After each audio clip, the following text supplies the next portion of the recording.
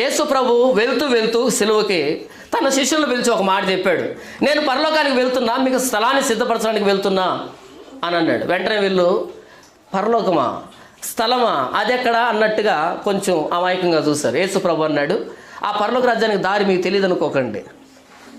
నేనే మార్గాన్ని, నేనే సత్యాన్ని, నేనే జీవాన్ని. పరలోకానికి దారి ఏంటి?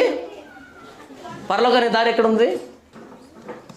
ఈ మధ్య ఇంటర్నెట్లో ఒక వీడియో కనిపించింది. ఏంటంటే శాస్త్రవేత్తలు నరకానికి దారి కనుగొన్నారు అని దాని మీద.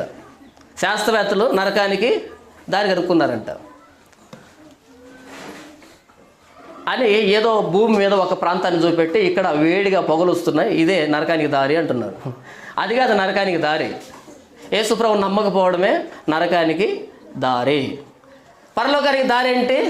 నేనే మార్గం, నేనే సత్యం.